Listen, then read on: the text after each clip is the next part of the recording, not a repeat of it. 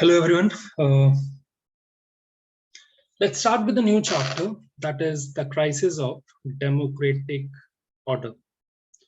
Just give me a minute. ठीक है. चलिए, तो आज एक नया चैप्टर शुरू करते हैं. That is the name of the chapter is the crisis of democratic order. अब देखिए, इस चैप्टर के अंदर हम पढ़ने क्या वाले हैं. अब सभी को पता है कि अगर मैं जैसे मैं कई बार बोलता भी हूँ कि नाम में ही मतलब छुपा होता है. फॉर एग्जांपल, अगर ये चैप्टर मुझे दिया हुआ है, चैप्टर का टाइटल मुझे दिया हुआ है, that is a crisis of democratic order, इसका मतलब क्या है, राइट? देखिए, हम सभी को ये पता है कि कोई भी सिस्टम, चाहे वो पॉलिटिकल सिस्टम हो, चाहे वो सोशल सिस्टम हो, इकोनॉमिक सिस्टम, वो किसी ना किसी एक ऑर्डर से चलता है. ऑर्डर में मतलब आपको, फॉर एग्जाम्पल, अगर आपको कोई कंपनी चलानी मान लेते हैं, तो कंपनी चलाने के लिए आप क्या करते हो? कंपनी को एक ऑर्डर, एक सेटअप में क्रिएट करते हो, राइट? उसी तरीके से अगर आपको डेमोक्रेसी को रन करना है, पूरे डेमोक्रेटिक सेटअप को एक सिस्टम में लेकर आना है, तो उसके लिए आप क्या करते हो? You go for the division of power. Division of power का मतलब आप अपनी पावर को लेजिस्लेचर, एग्जीक्यूटिव एंड जुडिशरी के अंदर डिवाइड कर देते हो, राइट?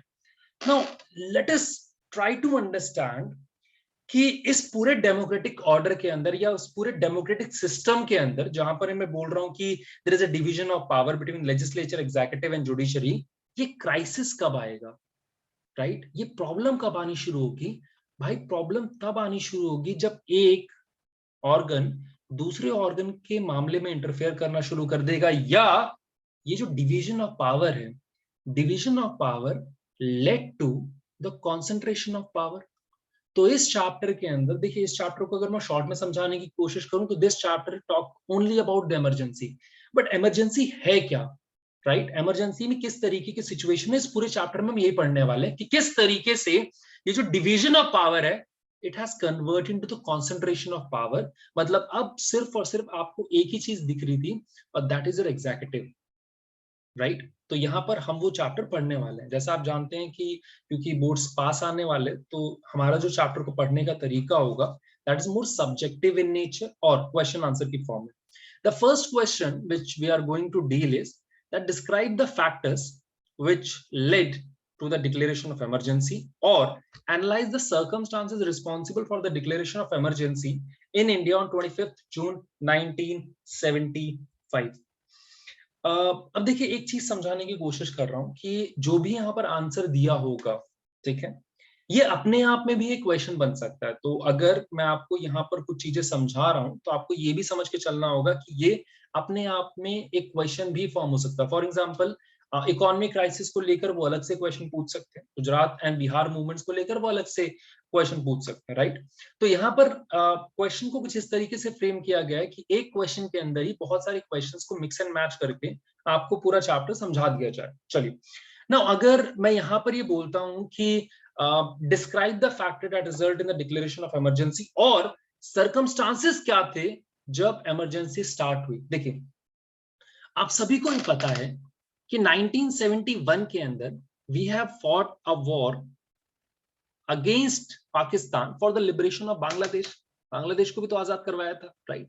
उस क्राइसिस में, बांग्लादेश क्राइसिस, इवन दो आप पढ़ चुके हो, हम बाद में डिस्कस करेंगे भी, बांग्लादेश क्राइसिस की वजह से आप सभी को पता है कि अगर ये पहले इंडिया था and this is your Pakistan, right, this is Bangladesh, तो ये दोनों का दोनों जो एरिया था वो पाकिस्तान के अंडर में ही था, राइट? जिसको बांग्लादेश ना बोलकर वो ईस्ट पाकिस्तान बोलते. एंड वेस्ट पाकिस्तान के जो लोग थे, वो ईस्ट पाकिस्तान के लोगों को बहुत हैरासमेंट, बहुत एक्सप्लॉइट करते थे, जिसकी वजह से अपने आप को बचाने के लिए इंडिया में जो बांग्लादेशी हैं वो पेनिट्रेट करना शुरू कर दिया, या उन्होंने एज अ रेफ्यूजी आना शुरू कर दिया, जिसकी वजह से इंडिया में एक रेफ्यूजी क्राइसिस आ गया था. और इसी रेफ्यूजी क्राइसिस को सॉल्व करने के लिए we have fought a war against Pakistan in 1971. Now अब देखिए, 1971 में जो वॉर फाइट हुई, वॉर सिर्फ कहने में इजी लगता है. अभी आपको देखिए कि यूक्रेन और रशिया का वॉर चल रहा है, राइट? इंडिया से बैठकर सिर्फ ये देखना कि मतलब यूक्रेन और रशिया का वॉर चल रहा है, बहुत सिंपल लगता है. बट अगर आप इकोनॉमी कैलकुलेशन करो ना, तो आप ये मानिए कि हर साल रशिया को 20 से 25 करोड़ सिर्फ एक दिन के लग रहे होंगे, राइट? तो कहीं ना कहीं इकोनॉमिक क्राइसिस बहुत बड़ी हो जाती है, फर्स्ट. सेकंड, अगर आप 1973 या 1974 वाले ईयर की बात करो, this year is you called famine year. यहाँ पर जो हमारी क्रॉप प्रोडक्शन थी वो नहीं हुई, राइट, अकाल पड़ गया था जिसको हिंदी में कहते हैं। सो फेमाइन होने की वजह से क्या होगा, there is a shortage of food obviously. ना अगर शॉर्टेज ऑफ फूड होगा तो क्या होगा, प्राइस राइज, भाई प्राइसेस बढ़ेंगे, प्राइसेस बढ़ेंगे तो जो रिच पीपल है दे कैन अफोर्ड, और जो गरीब लोग हैं वो कहाँ अफोर्ड कर पाएंगे, राइट। और उस सिचुएशन के अंदर जब आपके पास लो इंडस्ट्रियल ग्रोथ है, इंडस्ट्रीज नहीं है, क्योंकि आपने अभी तक अपनी इकोनॉमी को लिबरलाइज नहीं किया है, right, and there is a high unemployment.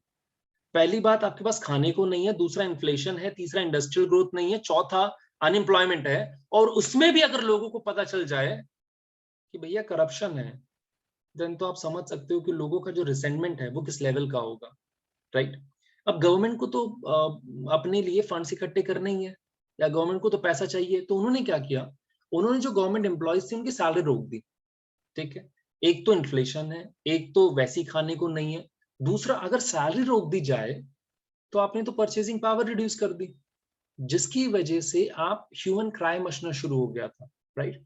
And same 1973 1974 में there is a Gulf crisis और ऑयल क्राइसिस, जहां पर गल्फ वॉर की वजह से, आप not Gulf war, Gulf crisis की वजह से जो ऑयल के प्राइसेस थे वो स्काई रॉकेट हो रहे थे, राइट।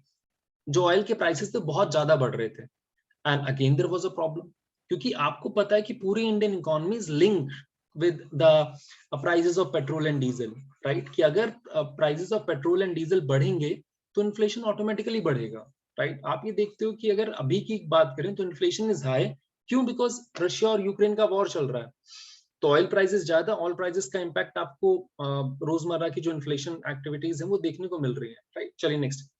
सो 1973 1974 के अंदर इकोनॉमिक प्रॉब्लम चल रही है।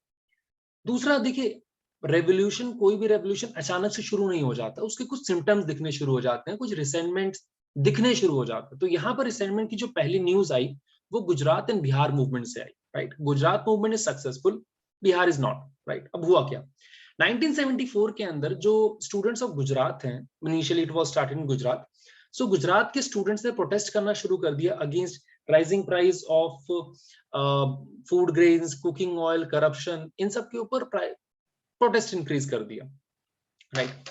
नाउ इस प्रोटेस्ट की वजह से दे आर स्टार्ट डिमांडिंग कि भाई जो वहां पर हमारी जो कॉन्स्टिट्यूएंट असेंबली है उस कॉन्स्टिट्यूएंट असेंबली को डिसॉल्व किया जाए और फ्रेश इलेक्शन किए जाए, क्योंकि बच्चों की तरफ से या स्टूडेंट्स की तरफ से प्रेशर बढ़ रहा था। तो उस टाइम के जो प्राइम मिनिस्टर थे इंदिरा गांधी, उन्होंने कॉन्स्टिट्यूएंट असेंबली, या आप कह सकते हो कि जो लेजिस्लेटिव असेंबली थी, लेजिस्लेटिव असेंबली तो भंग कर दी, या लेजिस्लेटिव असेंबली तो डिसॉल्व कर दी, बट फ्रेश इलेक्शन नहीं करवाया, राइट। वहां पे प्रेसिडेंट रूल लगा दिया।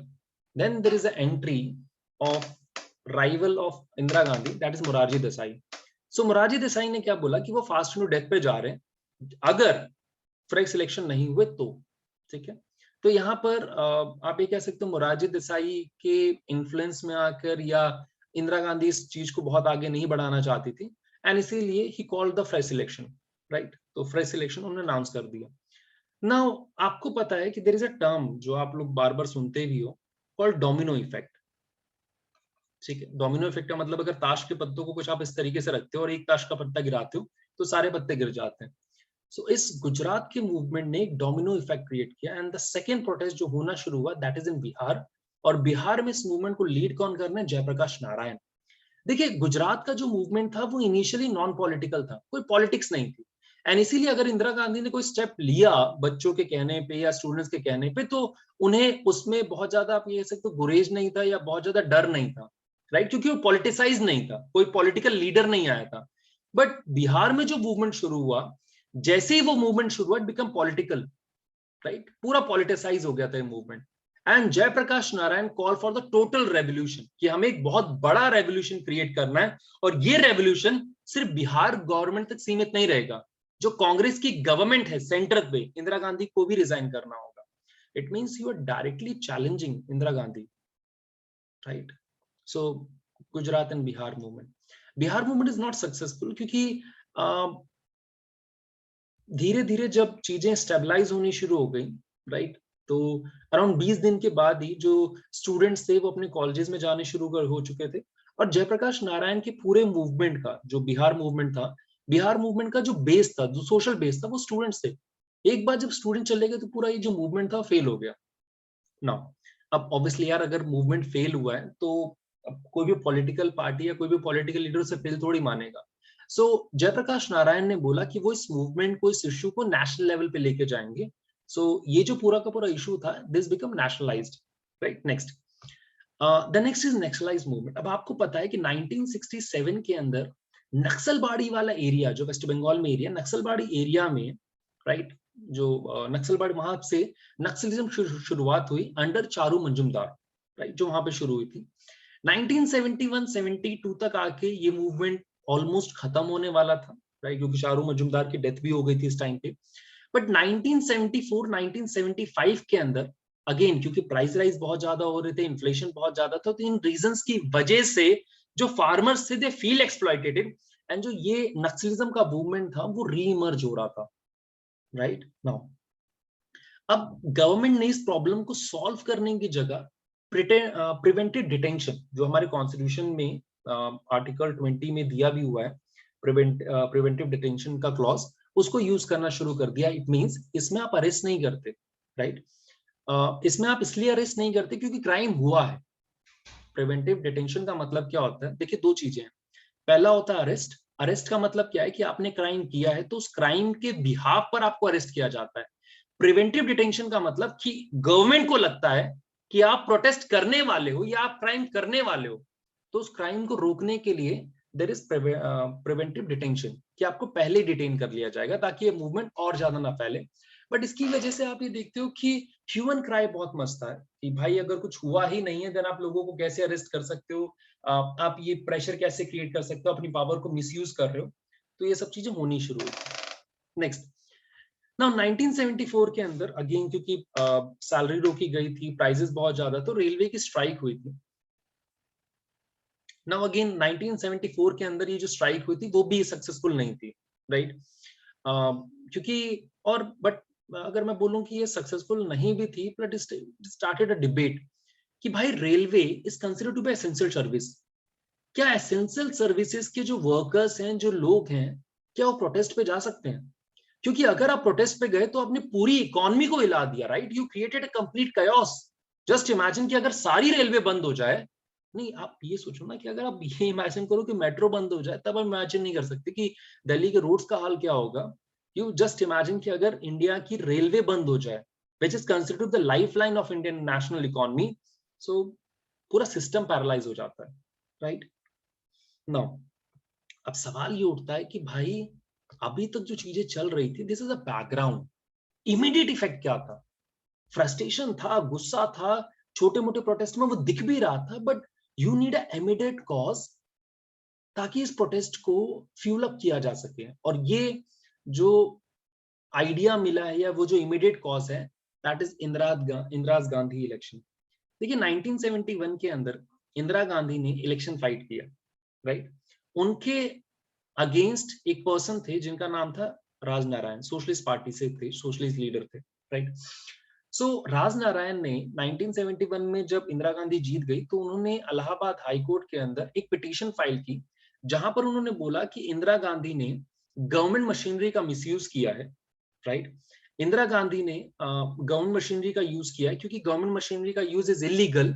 सो जो इंदिरा गांधी का मतलब आप ये कह सकते हैं इलेक्शन रिजल्ट है, this should be declare as invalid, right. Now Allahabad high court ने जजमेंट राजनारायण के फेवर में दिया, 1975 की बात है ना, राजनारायण के फेवर में दिया ना। जब राजनारायण के फेवर में ये वर्डिक्ट आया तो इलाहाबाद हाई कोर्ट ने बोला कि इंदिरा गांधी का जो इलेक्शन था, this is invalid on the ground, मतलब वैलिड नहीं है। क्योंकि वो वैलिड नहीं है तो वो एमपी नहीं है, मेंबर ऑफ पार्लियामेंट नहीं। और आपको पता है कि अगर आपको प्राइम मिनिस्टर बनना है तो आपको मेंबर ऑफ पार्लियामेंट होना जरूरी है, चाहे आप लोकसभा के हो चाहे राज्यसभा के हो, राइट ना। जब हाई कोर्ट ने ये ऑर्डर दिया तो इंदिरा गांधी ने सुप्रीम कोर्ट में अप्रोच किया, सुप्रीम कोर्ट ने एक बात बोली, उन्होंने कहा ठीक है आप एमपी रह सकते हो बट आप पार्लियामेंट के अंदर वोट नहीं कर सकते, ठीक है। इसी चीज का फायदा उठाया जयप्रकाश नारायण ने। जयप्रकाश नारायण ने ऑन 25 जून को एक रैली की, पहले मैं इस पे बात करता हूं बाद में इसमें आते हैं। 25 जून 1975 में एक रैली की जहां पर उन्होंने ब्यूरोक्रेट्स को बोला, पुलिस को बोला और आर्मी को बोला, क्योंकि इंदिरा गांधी का जो इलेक्शन है वो इनवैलिड है, तो जो वो प्राइम मिनिस्टर है, प्राइम मिनिस्टर की जो पोस्ट पे बैठी है वो भी एक इनवैलिड पोस्ट है, राइट? तो आपको बात नहीं माननी चाहिए. It means you are calling for a complete boycott और you are calling for a total revolution against the government, right? आप एक इलीगल काम कर रहे हो भाई. आप आर्मी को बोल रहे हो गवर्नमेंट की बात ना माने, पुलिस को बोल रहे हो गवर्नमेंट की बात ना माने. जस्ट इमेजिन कि अगर ब्यूरोक्रेट, पुलिस एंड आर्मी ये गवर्नमेंट के अगेंस्ट हो जाते तो कितना कायोस मचता, राइट? एंड उन्होंने ये बोला कि 29 जून, 4 दिन बाद से वो सीडीएम लॉन्च करेंगे, सिविल डिसोबीडियंस मूवमेंट. एंड इसी को ध्यान में रखते हुए ऑन 25 जून 1975 उसी रात को इंदिरा गांधी ने इमरजेंसी लगा दी, राइट? चलिए, now there was a conflict with the judiciary. देखिए, कॉन्फ्लिक्ट विद द जुडिशरी हम बात करेंगे, अभी आगे भी बात करेंगे. अभी तो जुडिशरी में कहा जाता है कि यार जो सुप्रीम कोर्ट का जज, चीफ जस्टिस बनेगा वो वही पर्सन बनेगा जो मोस्ट सीनियर मोस्ट होता है, राइट? राइट, ये एक नॉर्म है.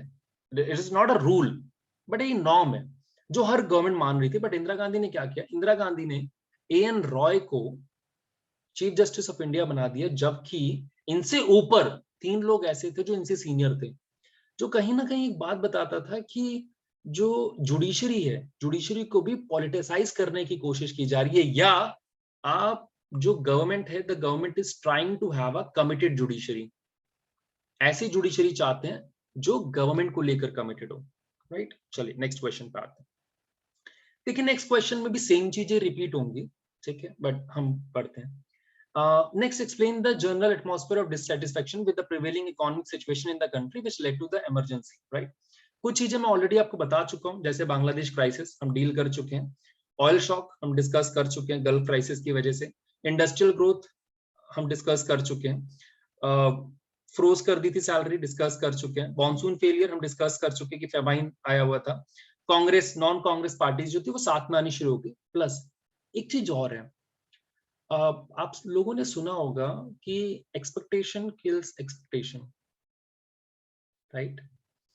यहां पर भी वो देखने को मिलता है. 1971 के अंदर इंदिरा गांधी ने एक स्लोगन दिया था, गरीबी हटाओ. एक तरफ तो आप गरीबी हटाने की बात बोलते हो, दूसरी तरफ आपके ही रिजीम में इन्फ्लेशन बहुत बढ़ता जा रहा है. अगर आपके रिजीम में इन्फ्लेशन बहुत ज्यादा बढ़ता जा रहा है, देन आपने जो वादा किया था कि आप गरीबी हटाओगे, क्या वो झूठा वादा था?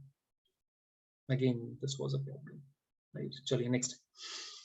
क्वेश्चन नंबर 3 भी हम डिस्कस कर चुके हैं, बट अगेन हम डिस्कस कर लेते हैं. इसीलिए मैंने आपको बोला कि जो मैंने अभी आपको क्वेश्चन करवाया था वो अपने आप में बहुत सारे क्वेश्चंस हैं, ठीक है? देखिए, गुजरात एंड बिहार मूवमेंट को अगर आपको एक्सप्लेन करना है तो मैं बता चुका हूं कि गुजरात में सबसे पहले मूवमेंट शुरू हुआ, right?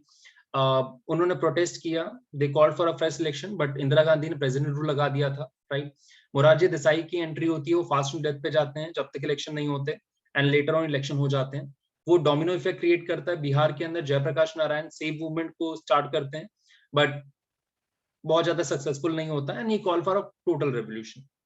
Next, right a short note on naxalite movement, हम वो भी डिस्कस कर चुके हैं, राइट? नक्सलाइट मूवमेंट में 2-3 चीजें हमें पता होनी चाहिए कि देखिए, जो भी नक्सल्स है उनका सोशल बेस क्या है, ठीक है? सोशल बेस का मतलब, देखिए, जो नक्सलाइट हैं वो 3 चीजें मांगते हैं, दैट इज जल, जंगल और जमीन, ठीक है? जल, जंगल और जमीन. इट मींस उनका मानना ये है कि जो ट्राइबल कम्युनिटी के लोग हैं या जो गरीब लोग हैं, राइट, जो उस ट्राइबल, उस रेड कॉरिडोर वाले एरिया में रहते हैं, वहां पे जितने भी रिसोर्सेज हैं, चाहे वो जल हो, चाहे वो जंगल हो, चाहे वो जमीन हो, सब उनके हैं. गवर्नमेंट उनसे वो नहीं छीन सकती. सिर्फ डेवलपमेंट के नाम पे आप रिसोर्सेज को एक्सप्लॉइट करना चाहते हो, लोगों को एक्सप्लॉइट करना चाहते हो, वो नहीं होगा. तो इसीलिए सोशल बेस जो उनका होता है, दैट इज ट्राइबल कम्युनिटी के लोग, फार्मर्स, राइट, जो कि एक्सप्लॉइटेड है जमींदार से, स्टूडेंट्स, जो अनएम्प्लॉयड स्टूडेंट्स हैं, राइट, जो स्टूडेंट्स हैं, अनएम्प्लॉयड यूथ हैं, राइट, वो लोग जो डिस्क्रिमिनेटेड फील कर रहे हैं, ठीक है? ये वो सभी लोग हैं जो एक ऐसी सोसाइटी फॉर्म करना चाहते हैं जो डिस्क्रिमिनेशन लेस हो, right? So we have this Naxalite movement. Naxalite movement देखिए बीजेपी गवर्नमेंट आने के बाद ऑलमोस्ट तो मैं नहीं बोलूंगा, बट हाँ बहुत सारे एरिया में खत्म हो चुका है, फिलहाल 8 स्टेट के अंदर है, बट एनसीईआरटी बोलती है कि it was currently 75 district and 9 states, तो हम ये मान लेते हैं, right. Next, would you consider the railway strike of 1974 to be successful? Answer is no. क्यों?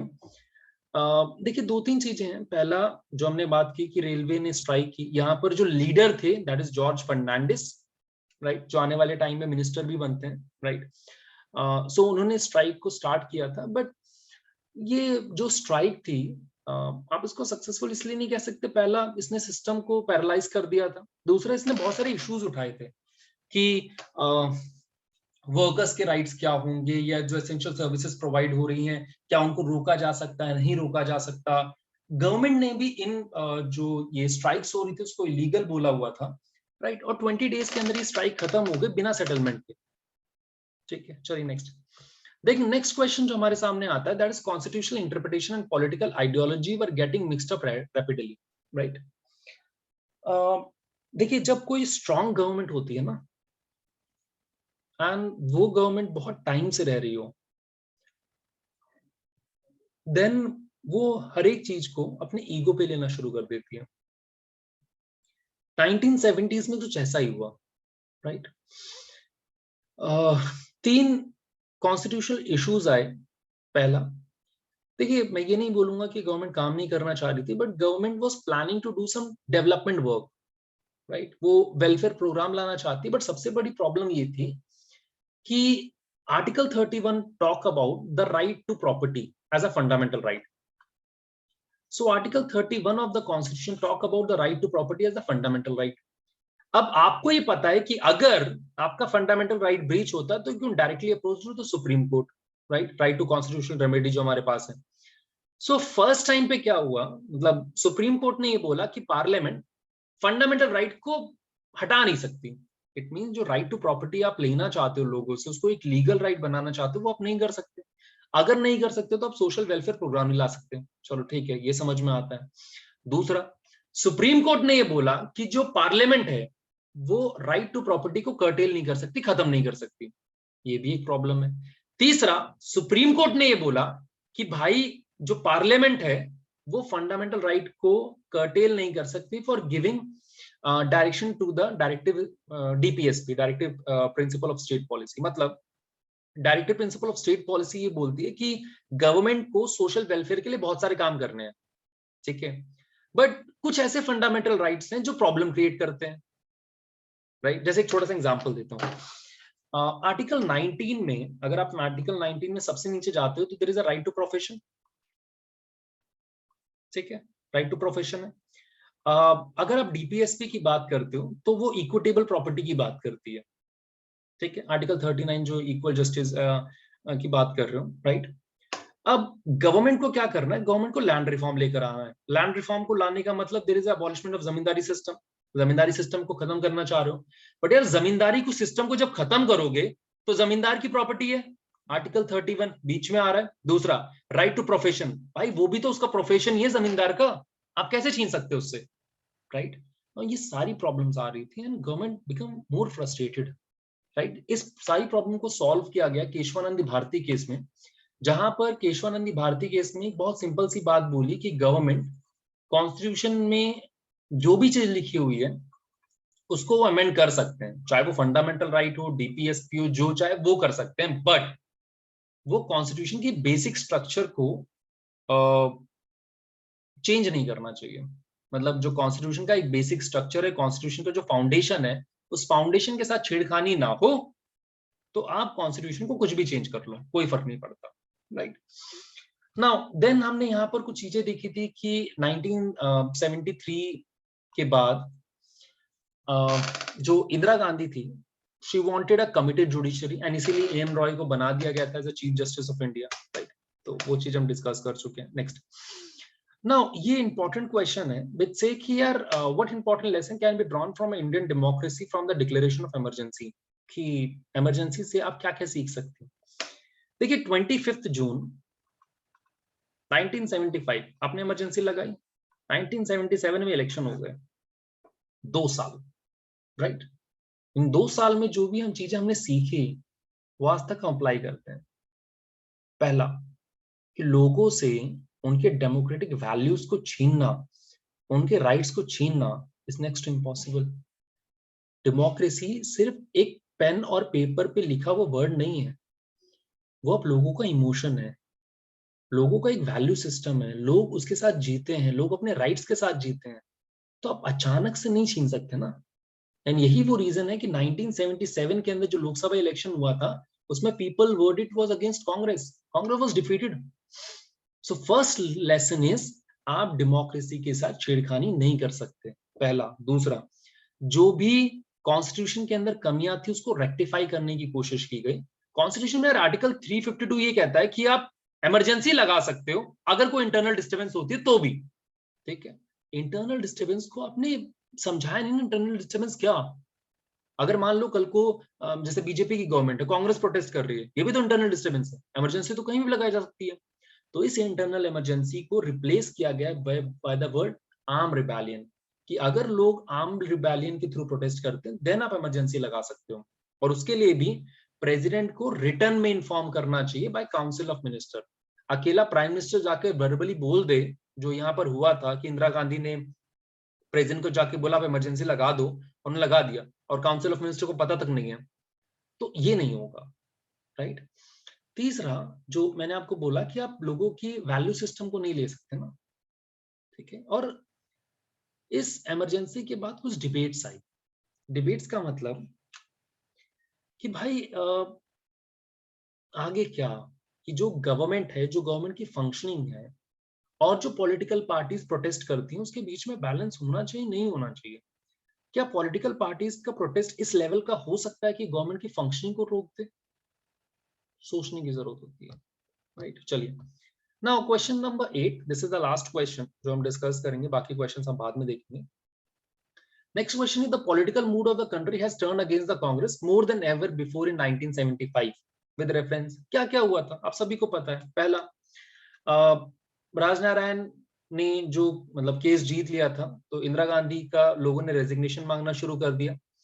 जयप्रकाश नारायण ने 25 जून 1975 मैसिव रैली की थी, जहां पर उन्होंने इलीगल मतलब जो ऑर्डर्स थे ब्यूरोक्रेट्स को, आर्मी को एंड जो पब्लिक ऑफिसर्स है उनको ये पुलिस को बोला कि आप गवर्नमेंट के ऑर्डर्स को मत मानिए, राइट। इंदिरा गांधी ने 25 जून प्रेसिडेंट फरुद्दीन अली अहमद को इमरजेंसी लगाने को बोला, and article 352 talk about the emergency, right. तो इमरजेंसी लगा दी गई। नाउ इमरजेंसी लगने के बाद हुआ ये कि प्रिवेंटिव डिटेंशन का मिसयूज होना शुरू हो गया। प्रिवेंटिव डिटेंशन का मिसयूज होने का मतलब, गवर्नमेंट ने क्या किया, गवर्नमेंट ने प्रिवेंटिव डिटेंशन के नाम पे बहुत सारे लोगों को अरेस्ट करना शुरू कर दिया। एंड शाह कमीशन जो इसके बाद फॉर्म होता है कि इमरजेंसी के टाइम पे कितना एक्सप्लॉइटेशन हुआ, क्या चीजें हुई, उनको देखने के लिए। सो प्रिवेंटिव डिटेंशन का बहुत मिसयूज हुआ था यहाँ पे, राइट। जो फेडरल डिवीजन ऑफ पावर है, मतलब स्टेट गवर्नमेंट से सारी पावर छीन के सिर्फ सेंट्रल गवर्नमेंट के पास है। गवर्नमेंट ने फंडामेंटल राइट्स को ब्रीच कर दिया था। इनफैक्ट यहाँ पे सुप्रीम कोर्ट ने भी एक बात बोली। हाई कोर्ट कई बार आके ये बोलता है कि यार अगर किसी पर्सन को प्रिवेंटिव डिटेंशन में अरेस्ट किया जाता है या अरेस्ट किया जाता है, तो अंडर आर्टिकल 32 जो आपको हैबियस कॉर्पस दिया हुआ है, हैबियस कॉर्पस जो वरिट पावर दी हुई है कि अगर आप किसी पर्सन को अरेस्ट करते हो तो विद इन 24 आवर्स उसे कोर्ट में पेश करना जरूरी है। सो कई बार हाई कोर्ट्स ने, डिफरेंट हाई कोर्ट्स ने बोला कि लोग हैबियस कॉर्पस को यूज कर सकते हैं जो प्रिवेंटिव डिटेंशन में या जो अरेस्ट हुए हैं। बट सुप्रीम कोर्ट ने कहा नहीं, पार्लियामेंट इमरजेंसी के टाइम पे आपके किसी भी फंडामेंटल राइट्स को ले सकती है, राइट। एंड शायद जिसका पछतावा सुप्रीम कोर्ट को आज तक है। So government is empowered to restrict fundamental duties, जिसके बारे में बात हो रही है। एंड नाउ जैसे ही ये हुआ, इमरजेंसी डिक्लेयर हुई, गवर्नमेंट के पास एक एक्सट्रीम पावर आ गई, जहां पर गवर्नमेंट ने जितने भी मेजर न्यूज़पेपर थे उनकी लाइट्स काट दी ताकि वो नेक्स्ट डे पब्लिश ना कर पाए, राइट। कैबिनेट को सुबह 6 बजे इन्फॉर्म किया गया कि हमने इमरजेंसी लगा दी है, राइट। तो ये सब चीजें हुई थी, राइट। आई होप आपको यहाँ तक समझ में आया होगा, ठीक है। चलिए नेक्स्ट वीडियो में मिलते हैं जहां पर हम बाकी क्वेश्चंस को डिस्कस करेंगे एंड इन क्वेश्चंस के थ्रू चैप्टर को समझने की कोशिश करेंगे। Thank you.